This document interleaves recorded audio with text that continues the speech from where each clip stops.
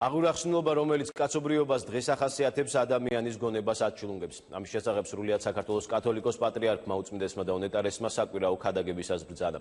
ილია მეურეს თქმით, ადამიანი შეიქმნა იმ მიზნით, რომ მისი გონება მუდმივად განვითარდეს, ამიტომ ეს განვითარება და მიღწევები სასიკეთოდ უნდა გამოიყენოს. ქადაგებისას უწმინდესმა აღნიშნა, რომ ადამიანმა თვითონ უნდა იფიქროს თუ რა მიიყვანს განვითარებამდე. ილია მეურეს თქმით, ადამიანი აღურახსნილობითა და უწესობით დაიღალა, ამიტომ გამოსავალი აღსარებაზე მისვლა და ცოდვების მონანიება. ქადაგებისას უწმინდესმა და უნეტარესმა მრევლს კურთხევა მისცა, წიგნები იკითხონ და აწარმოონ უბის წიგნაკი, სადაც მთავარ აზრებს ჩაიწერენ. ქადაგების დასრულების შემდეგ პატრიარქმა რამდენიმე მღვდელმსახური დააჯილდოვა, ასევე რამდენიმე გვარი და შინაგან საქმეთა სამინისტროს 112-ის დეპარტამენტი დალოცა.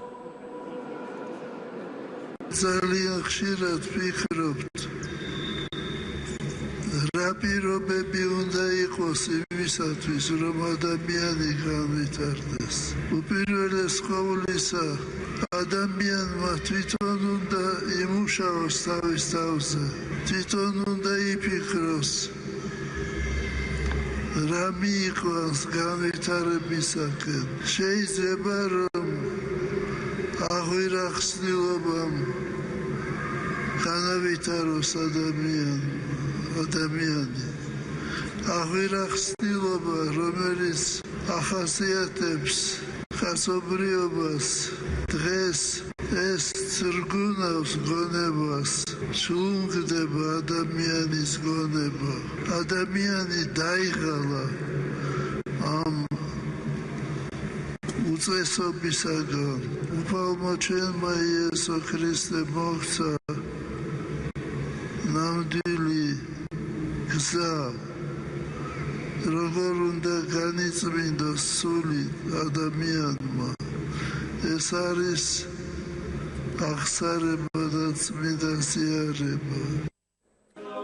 დღეს სრულიად საქართველოს კათოლიკოს პატრიარქმა სასკოლო კონკურსის წიგნის მეგობარი 2014-ის ორგანიზატორები და მონაწილეები დალოცა. კონკურსის საპატრიარქოს ახალგაზრდული მოძრაობა დავითიანის ორგანიზებით უკვე მეორე წელია მიმდინარეობს. პროექტის მიზანი ახალგაზრდა თაობაში წიგნის კითხვისადმი ინტერესის გაზრდა და მათი ინტელექტუალურ-ანალიტიკური აზროვნების განვითარების ხელშეწყობაა. ამ ეტაპზე კონკურსში მონაწილეობას 16 სკოლა მიიღებს. კონკურსის ეტაპები 15 ოქტომბრიდან დაიწყება. გამარჯვებული გუნდი კი 22 დეკემბერს გამოვლინდება. არის უაღრესად საინტერესო და მნიშვნელოვანი და გახდა ამავდროულად ძალიან პოპულარული ჩვენს ახალგაზრდებში.